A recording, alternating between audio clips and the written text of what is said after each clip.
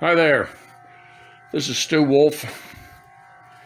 You get me doing something and I'm going to do it big time. I'm cutting a new mantle to put in my rec room. In my living room. And I've got a 4-inch by about 6-inch chunk of oak, which is what it's going to be made out of. And the doggone thing is heavy, to say the least.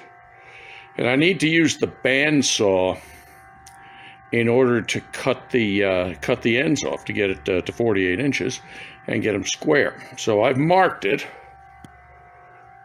which you can't really see because now you can cover the light, on the first end, and I'm going to cut it on the bandsaw.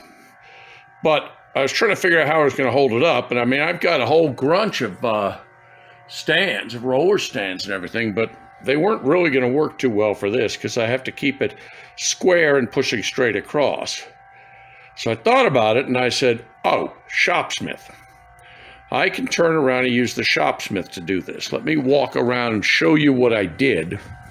No Model A's today. There still isn't enough room in my shop though.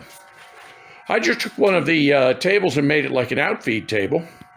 Because of the weight, I put 2 of the legs on it. And I'm going to push it straight across on the outfeed table, and that'll work just perfectly. So I thought I'd quickly, show you what I came up with here. And it's just one more way that, Shopsmith with, the 510s and 520s, with the tables and everything else, they, you can do a lot of different things with them. Not going to turn the machine on, but I'm going to use it for support. So anyway, I thought I'd mention that to y'all. Hope everyone has a good day. Bye.